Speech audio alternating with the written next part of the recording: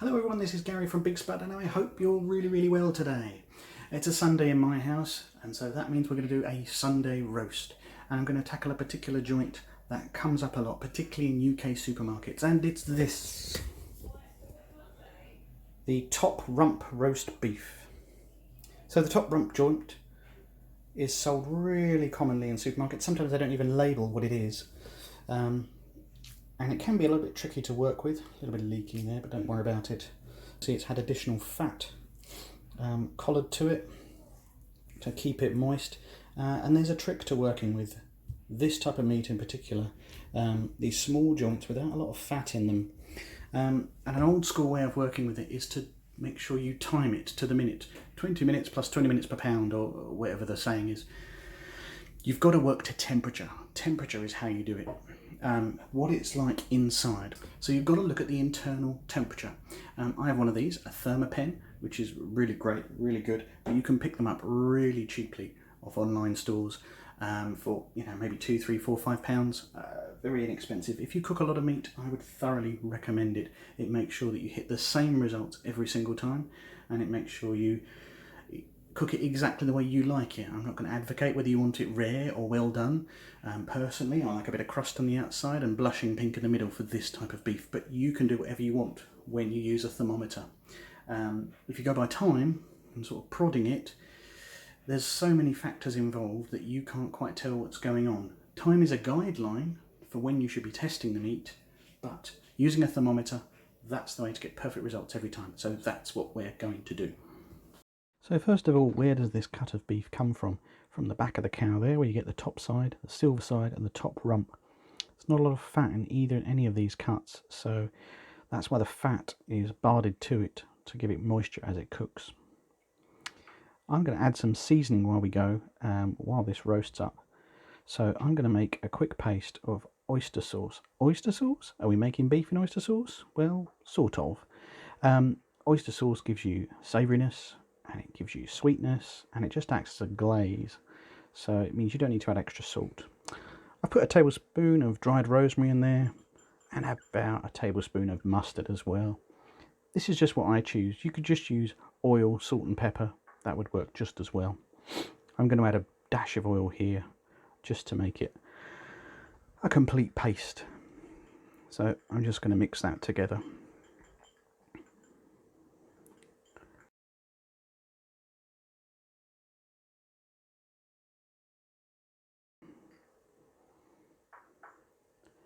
What I'm also going to do is make a trivet for my tray. A trivet is something that keeps the meat from sticking to the bottom of the tray. You can use almost any veg here. I'm going to add an onion, red just because I had one in the cupboard that needed using up, and a couple of carrots as well. Again, a little bit past their best, and all they're doing here is doing two jobs. They are preventing the meat from sticking to the bottom of the tray, and they are also adding flavour base to a gravy at the bottom. It's going to make a sort of rich stock. All the fats and the oils and the moisture is going to come out of the meat and just have a little party with the carrots and onions on the bottom there. So beef goes on top, and now I'm just going to start liberally applying the marinade. Just coating it all over. If you want to have a really messy day with it, you could use your hands, but I'm using a pastry brush here, just getting it all over, taking my time, making sure all the areas are covered.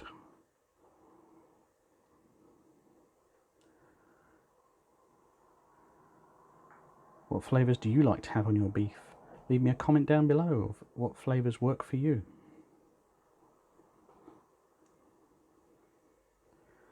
And just using up the last of the marinade there. So a word on cooking times. I'm going to flash up a quick card here. Obviously you can pause, but essentially you roast on a high heat for 20 minutes and then turn it down. I'll be testing for the temperatures mentioned below. I've got some 1 kilogram times and some 2 kilogram times. I'm going to test it here firstly after 20 minutes just to show you what temperature it sits at. So as you can see there, it's coming up not even 20 degrees Celsius. That's pretty cool. That's pretty on the blue side. So nowhere near ready yet, but I just wanted to show you. So that's why you have to use a thermometer. So after a further 20 minutes, we're getting on for double the temperature, about 35 degrees. A further 10 minutes after that, okay, we're a shade under 50 degrees. Now, it's really important to let your meat rest after it's cooked. So, oh, and there we go. It's actually gone up to about 55 degrees. The meat's going to carry on staying warm and, if you like, cooking as it goes. So, get it out a few degrees early. Leave it on a nice board. Try and use a board that's got a ridge on it, like this one has here, because any oil and fat that runs out of it is going to be caught in those ridges. So I'm just tossing a bit of tin foil over that to keep it warm and rested while I do everything else. So I just want to carve that meat now to show you what it's like inside. I really wanted a good crust, which we can see it has on there. Plenty of flavour in that crust, and really blushing in the middle, indicating it's slightly rare. To be perfectly honest with you, the video is showing up a little bit more pink than it actually is in real life. So some of you might be thinking, whoa, that's pretty rare. It wasn't actually as rare as it appears on the camera. That's why you've got to use that internal temperature. That's the only way to guarantee exactly how done your beef is.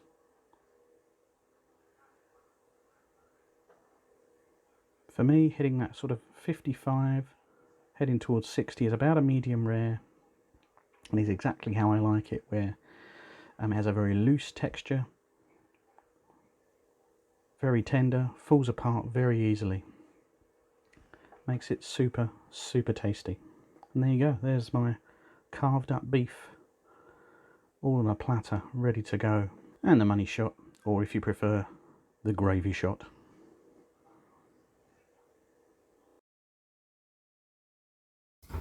So here we go. It's moist, it's tasty, it's beefy. Top rump is not the most flavourful cut in the world. It lacks the fat that gives it real flavour. But that's the best way you can treat it. Try not to overcook it. If you want to overdo it, it's up to you. I would recommend not to. I hope you enjoyed that. Leave me a comment if it helped you, or if you've got a comment on that. Please like and subscribe, and I'll see you next time. Bye.